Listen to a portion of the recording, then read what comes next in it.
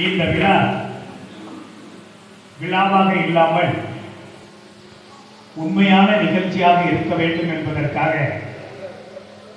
இந்த பள்ளியினுடைய மாணவர்கள் பள்ளியிலிருந்து பல்கலைக்கழகத்தினுடைய வாசல் வரைக்கும் நடந்து செல்ல வேண்டும் என்ற குறிக்கோளுடன் இந்த விழாவை ஆரம்பித்தோம். ஆனால் அதற்கு வர்ண பகவான் ஏதோ துணை நிற்கவில்லை. அதற்காக எங்களுக்கு பாதுகாப்பு கொடுத்த வந்த எங்களுடைய அருமை நண்பர் போலீஸ் துறையினுடைய சப் இன்ஸ்பெக்டர் அவர்களுக்கும் நன்றி தெரிவித்துக் கொள்கின்றேன். உண்மையிலேயே இன்று பத்திரிகைகளில் நீங்கள் படித்திருப்பீர்கள்,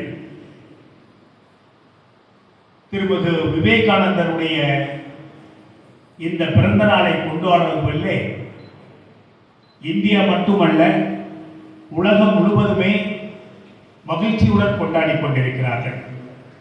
ஏனென்றால் இந்தியா உலகத்திற்கே பல நல்ல செயல்களை சொல்லிக் கொடுத்த நாடு. அது எங்கே இருந்து வந்ததென்றால் விவேகானந்தரை போன்ற ஒரு நல்ல அறிஞர்களால் விதைக்கப்பட்ட விதைகள் இன்று மரமாக எல்லோரிடமும் பரவிக் கொண்டிருக்கின்றன. என்னுடைய குழந்தைகளுக்கு நான் சொல்லிக் கொள்வது என்னவென்றால், எங்கோ இருந்த சன்னியாசி மாதிரி இருந்த விவேகானந்தர் அவர்கள் கல்கத்தாவிலே இருக்கும் பொழுது உங்களுக்கெல்லாம் தெரியும், சிகாகோ மாநாட்டிற்கு அழைத்திருக்கிறார்கள். யாரை என்றால் ராமநாதபுரம் ராசா அவர்களே. ராமநாதபுரம் ராஜா அவர்கள் என்ன கூறுகிறார்கள் என்றால், அந்த சிகாகோவினுடைய மாநாட்டிலே நான் என்ன செய்ய போகிறேன், நான் என்ன பேசப் போகிறேன் எனக்கு தெரியவில்லையே. இந்த மாநாட்டிற்கு சரியாக செல்ல வேண்டுமானால், சரியாக இருக்க வேண்டுமானால், அதற்கு கல்கத்தாவிலே ஒரு சாமியார் இருக்கிறார். அறிவார்ந்த ஆழ்ந்த உள்ளத்துடன் இருக்கும் திரு விவேகானந்தர் என்று ஒருவர் இருக்கிறார். அவரை அழைத்து நாம் அனுப்புவோம் என்று கூறும் பொழுது, அங்கே செல்வதற்கு எனக்கு வாய்ப்பில்லையே என்று அவர் கூறும் பொழுது, விவேகானந்தர் அவர்கள் அத்துணை சிலையுமே ராமநாதருடைய ராஜா அவர்கள் செலவழித்து விவேகானந்தரை சிகாகோவுக்கு அனுப்பினார் என்பதுதான் வரலாறு. இன்றும் நீங்கள் பார்த்திருப்பீர்கள், கும்பகோணத்தில் இருந்து வந்த என்னுடைய மாணவ மாணவிகள் அல்லது மயிலாடுதுறையில் இருந்து வந்த மாணவ மாணவிகள் உங்களுடைய புகைவண்டி நிலையத்திலே சென்று பார்த்தீர்களானால், அவர் சிகாகோ சென்று வந்த பொழுது அந்த ரயில் நிலையங்களிலே புகைவண்டி நிலையங்களிலே வந்து இறங்கிய நாட்கள் அங்கே குறியிடப்பட்டிருக்கும். அப்படிப்பட்ட ஒரு வரலாறு மிக்க இந்த நம்மளுக்கெல்லாம் பெரும் தலைவராக விரும்புகின்ற அந்த விவேகானந்தர் அவர்களை இன்று கொண்டாடுவது எதற்காக என்றால், பிறந்த நாட்கள் எத்தனையோ பிறந்த நாட்கள் வரலாம். ஆனால் அந்த பிறந்த நாள் எதற்காக கொண்டாடப்படுகிறது என்பதுதான் முக்கியமான கேள்வி. உங்களுக்கும் சொல்லுகிறேன், you also get that what you call the date of birth and also birthday celebration, but on the day is very important. Why I am telling that, ஒவ்வொரு பிறந்த நாளிலும் நீங்கள் நல்ல உறுதிமொழியை எடுத்துக்கொள்ள வேண்டும். நான் இந்த நாட்டிற்காக, இந்த பள்ளிக்காக, இந்த பல்கலைக்கழகத்திற்காக, என் குடும்பத்திற்காக நான் என்ன நல்ல செயல் செய்ய போகிறேன் என்பதை நீங்கள் உணர்ந்து கொள்ள வேண்டும். அதற்குத்தான் ஒவ்வொரு முறையும் ஒவ்வொரு ஆண்டும் நாம் பிறந்த நாள் கொண்டாடுவது. அந்த வகையிலே இன்று பிறந்த நாள் கொண்டாடுவதற்கு உள்ள காரணம் என்ன என்று சொன்னால், 164வது பிறந்த நாளை கொண்டாடும் ஒருவரிடமிருந்து எப்பையோடு எழுதப்பட்ட அந்த வரலாறு என்னவென்றால், இந்தியா வல்லரசாக மாறியே ஆக வேண்டும். அந்த வல்லரசாக மாறுவதற்கு எங்கே இருந்து செயல்பட வேண்டும் என்று ஒரு கேள்வியை வைத்தோமானால், அது இளைஞர்களிடமிருந்து வர வேண்டும். ஏனென்றால் இன்று அது உறுதி செய்யப்படுகிறது. இன்று இந்தியாவிலே 55 விழுக்காடுகளுக்கு மேலாக இளைஞர்கள் இருந்து கொண்டிருக்கிறார்கள். உலகத்திலேயே இளைஞர்கள் அதிகமாக இருக்கும் நாடு இந்தியா. அதனால் தான் வல்லரசாக இருக்கும் பல நாடுகள் இன்று நமக்காக பயந்து கொண்டிருக்கிறார்கள். ஆகவே நாம் விவேகானந்தருடைய கூற்றை நாம் எடுத்துக்கொள்ள வேண்டும். இன்று உண்மையிலே எனக்கு மகிழ்ச்சியான நாள். வளர்ந்த இளைஞர்களை காட்டிலும் என்னுடைய பள்ளி குழந்தைகளுடன் இதை விதைக்கும் பொழுது உண்மையிலேயே அதனுடைய செயல்பாடுகள் இருக்கும் என்பதில் நான் உறுதியாக இருக்கின்றேன். நான் உடனடியாக பள்ளி தலைமை ஆசிரியரை கேட்ட பொழுது, உங்கள் பள்ளிதான் இதற்கு சரியான ஒரு அரங்கம். விவேகானந்தரை பற்றி நாம் சொல்ல வேண்டுமானால் இந்த இளைய தலைமுறைதான் முக்கியம் என்பதை கருத்தில் கொண்டு இந்த பள்ளியில் இருந்து இந்த விழாவை எடுக்க முற்பட்டோம்.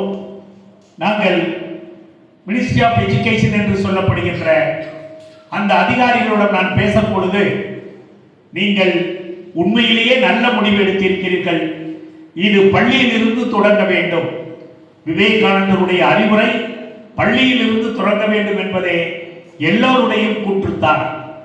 இன்று காலையில் கூட உயர்திரு இளையன்பு அவர்கள் ஒரு கல்லூரியிலே பேசும் பொழுது, யாரெல்லாம் அழகாக இருக்கிறார்கள் என்று ஒரு கேள்வியை அவரிடம் வைக்கிறார்கள். அவர் சொன்ன பதில் உண்மையிலேயே எனக்கு ஆச்சரியமாக இருந்தது. எது எது எல்லாம் சுறுசுறுப்பாக இருக்கிறதோ அவைதான் அழகாக இருக்கும் என்று சொல்லுகிறார்.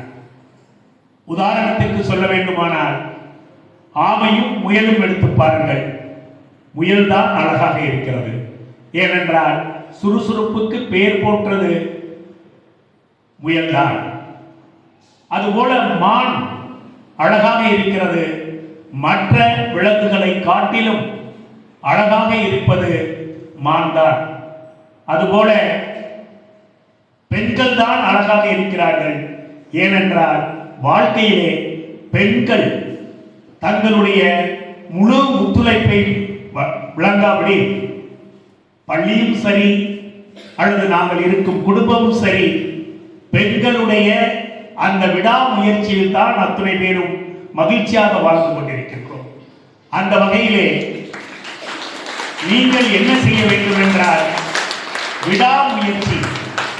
விடாமுயற்சி எந்த நேரத்திலும் நாம் தளர்ந்து விடக்கூடாது. அது நம்மிடம் இருக்க வேண்டும். அதை விவேகானந்தர் அழகாக கூறியிருக்கிறார். நீங்கள் எங்கே ஒரு நாடு முன்னேற வேண்டுமானால் நீங்கள் படித்த படிப்பு மட்டும் போதாது, ஆனால் படிப்புடன் சேர்ந்த உங்களுடைய தனித்திறமை, not only the education, the skill development is very important. The skill day, so only the Vivekananda's birthday is celebrating as a skill day. அப்படிப்பட்ட ஒரு பேரறிஞர் விவேகானந்தர் அவர்கள். அவருடைய செயல்களை சொல்ல வேண்டுமானால், ஒருவருக்கு அந்த கடினமான உழைப்பு உடனடியாக வந்து விடுமா என்ற ஒரு கேள்வியை நீங்கள் முன்வைத்தீர்களானால், அந்த கடினமான உழைப்பு உடனடியாக வந்து விடாது. ஏனென்றால் அதற்கு பொறுமை வேண்டும், நல்ல புரிதல் வேண்டும். பொறுமையும் புரிதலும் சேர்ந்து நல்ல ஒரு மனதை கொடுக்கும் பொழுது அது அழகாக சிந்திக்க வைத்து முழு முயற்சியுடன் ஒரு செயலை செய்து வைக்க முடியும் என்பது விவேகானந்தருடைய கூற்று. ஆகவே இந்த விவேகானந்தருடைய நீங்கள் புத்தகங்களை படித்தீர்களானால் உண்மையிலேயே ஒரு பெரிய மனிதராக, ஒரு தெளிவான மனிதனாக, மனித குலத்தின் ஒரு எக்ஸாம்பிள் என்று சொல்லுவோமே, எடுத்துக்காட்டு மனிதராக நீங்கள் வாழ முடியும் என்பதுதான் உண்மையான விவேகானந்தர் பிறந்த நாளுக்கு கொடுக்கும் ஒரு அர்ப்பணிப்பாக இருக்கும். உதாரணத்திற்கு சொல்லுவேன், இங்கே பல அட்டைகள் பல வாசகங்களை சேர்ந்து இருக்கிறது. ஏதோ இன்று வைத்தோம் அதை படித்தோம் என்று இருக்காமல் அதில் இருக்கும் வாசகங்களை நீங்கள் படித்து ஏதாவது ஒன்றை நான் எடுத்துக்கொள்ள வேண்டும் என்று நீங்கள் உறுதியாக இருக்க வேண்டும். ஏனென்றால் நான் பார்த்திருக்கிறேன், இந்த பிசிக்கல் எஜுகேஷன் டிபார்ட்மெண்ட் என்பது எதற்காக என்றால் உடற்பயிற்சி, உடற்பயிற்சியினால் வரும் உள்ளப்பயிற்சி, உள்ள பயிற்சியினால் வரும் ஒரு ஒழுங்காக சிந்தனை, அந்த சிந்தையினால் வரும் நல்ல நினைவுகள், அந்த நினைவுகள் தான் ஒரு மனிதனை மனிதனாக்க ஆக்கும் என்பதில் எந்த ஐயப்பாடும் இல்லை. ஆகவே நீங்கள் இந்த தலைவருடைய அருமையான பிறந்த நாளிலே சுதேசி இயக்கம் என்று சொல்லுகிறார்களே, இந்திய நாடு, இந்திய நாடு என்னுடைய நாடு, இந்திய மக்கள் என்னுடைய மக்கள், இந்திய மக்கள் என்னுடைய உயிர் என்று நாம் வாழ வேண்டும். மொழி பிரிவினை, ஜாதி பிரிவினை என்று எதுவுமே இருக்கக்கூடாது என்பதிலே உறுதியாக இருந்தவர் விவேகானந்தர். இதை பற்றி கூறும் பொழுது நான் உண்மையிலேயே ஒரு செயலை கூற வேண்டும். சிகாகோ மாநாடை முடித்து அவர்கள் ராமநாதபுரத்திற்கு அருகில் உள்ள ஒரு கடற்கரையிலே வந்து இறங்குவதாக ஒரு நேரம். அப்பொழுது ராமநாத ராஜாபுரம் அவர்கள் அவரை வரவேற்கப்பதற்காக அங்கே நிற்கின்றார். அவர் நிற்கும் பொழுது அவர் என்ன சொல்லுகிறார் என்றால், அந்த மாமன்னர், ராமநாதபுரத்தினுடைய மாமன்னர் தலையை குனிந்து உங்களுடைய அந்த முதல் காலடி என்னுடைய தலையிலே பட வேண்டும் என்று வேண்டுகிறார். அப்படிப்பட்ட சூழ்நிலையிலே அந்த அறிஞர் சுவாமி விவேகானந்தர் அவர்கள், நீங்கள் நாடு ஆளும் மன்னர், எங்கோ இருந்த என்னை சிகாகோவிற்கு சென்று வர உதவி பண்ணினீர்கள். நான் கற்றுக்கொண்ட எத்தனையோ விஷயங்கள் இருக்கின்றன. ஆகவே உங்கள் தலையில் நான் கால் வைக்க விரும்ப மாட்டேன்.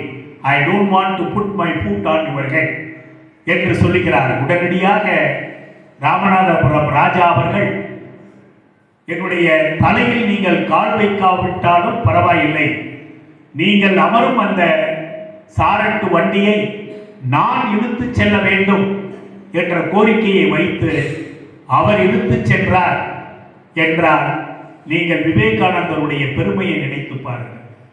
எப்படிப்பட்ட மாமனிதர்!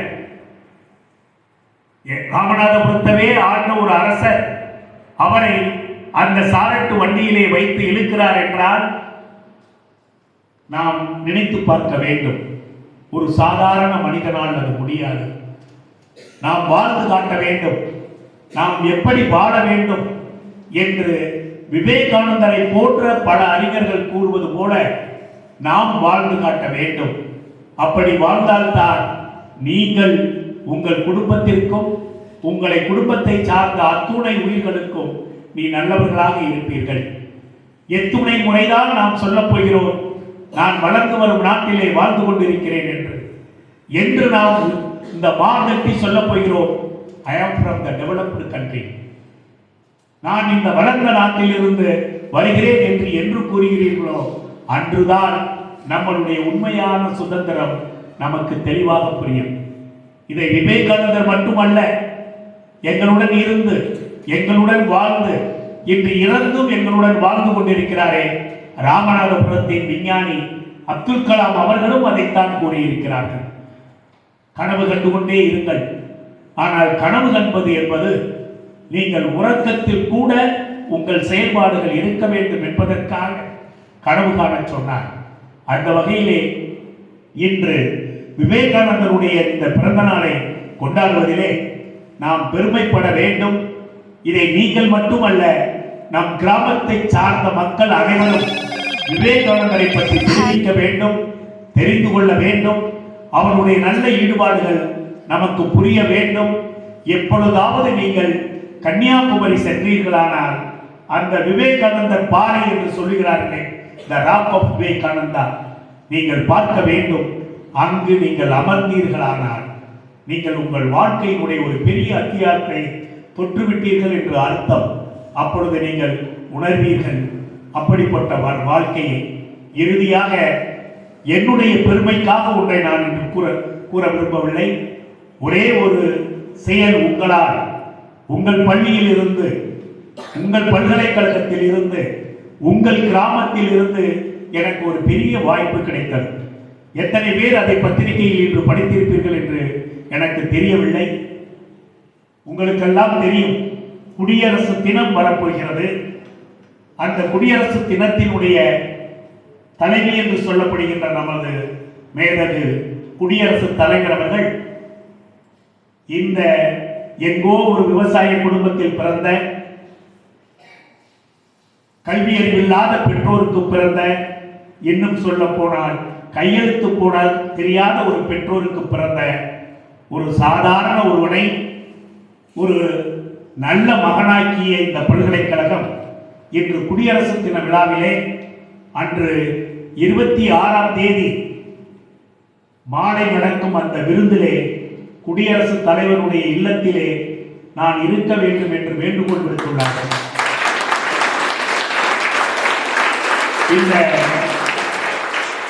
இந்த அழைப்புதல் எனக்கு வந்த அழைப்புதலாக நான் சொல்ல விரும்பவில்லை. ஒரு தனிப்பட்ட மனிதனுக்காக அல்ல. நான் இந்த பல்கலைக்கழகத்திலே சேர்ந்து நான் என்ன செய்தேன், எப்படி செய்தேன், என்ன செய்து கொண்டிருக்கிறேன் என்பதை ஆய்வறிந்து தமிழ்நாட்டில் ஒரே ஒருவருக்குத்தான் அந்த இன்விடேஷன். அந்த இன்விடேஷனை என்னுடைய குழந்தைகள் நீங்கள் தெரிந்து கொள்ள வேண்டும். அந்த இன்விடேஷனை, அழைப்பிதழை தமிழ்நாட்டிலே இந்தியன் போஸ்ட் சர்வீஸ் என்று சொல்லப்படுகின்ற அந்த தலைமை தபால் அதிகாரி காலையில் 3:30 மணிக்கு அதை பெற்றுக்கொண்டு அங்கிருந்து 4 பேர்களை அழைத்து என்னுடைய வீட்டிற்கு காலை ஒரு 11:30 மணிக்கு வந்து அவர்கள் கொடுத்த விதம், அவர்கள் கொடுத்த அந்த மரியாதை இருக்கிறதே, என் வாழ்விலே அத்துணையுமே நான் அணைத்து விட்டேன் என்று திரும்பவும் சொல்லுகின்றேன். இது எதனால் வந்தது, எதற்காக வந்தது என்று நினைத்து பார்த்தேன். ஆனால் நான் மதுரை காமராஜர் பல்கலைக்கழகத்திலே துணைவேந்தராக இருந்து இந்த திருவாரூரிலே துணைவேந்தராக வந்து நான் செய்த செயல்கள், உங்களுடன் இணைந்து செயல்பட்ட செயல்கள், இந்த பல்கலைக்கழகத்திற்கு நான் செய்த செயல்கள், நீங்கள் என்னுடன் ஒத்துழைத்த அத்துணை செயல்களுமே சேர்ந்துதான் இந்த ஒரு பெரும் பாக்கியத்தை எனக்கு கொடுத்திருக்கிறார்கள் என்பதை நான் உண்மையிலேயே மகிழ்வடைந்து ஏற்றுக்கொண்டேன். என்னுடன் அந்த விருந்தில் கலந்து கொள்ளப் போவர்கள் யார் என்றால், உலக அளவில் வரும் விருந்தினர்கள், நமது நாட்டினுடைய பிரைம் மினிஸ்டர், வெளியுறவு மந்திரி போன்ற குறிப்பிட்ட சிலர்தான் இந்த ராஷ்டிரபதி பவனினுடைய ஹோஸ்ட், கெஸ்ட் என்று சொல்கிறார்கள். வீட்டிலே விருந்தளிக்கக்கூடிய அந்த மதிப்பு எனக்கு கிடைத்திருக்கிறது என்பதை, அதை உங்களுடைய முன்வைத்து அதை நான் வணங்குகிறேன். நீங்களும் வாழ்க்கையிலே முன்னேற வேண்டும். அதற்கு தேவை கடுமையான உழைப்பு, நேர்மையான உழைப்பு, உள்ளம் தவறாமல் செய்து வரும் செயல் என்பதையெல்லாம் நீங்கள் அறிந்து வாழ வேண்டும் என்று உங்களை கேட்டுக்கொண்டு விடைபெறுகிறேன். நன்றி, வணக்கம்.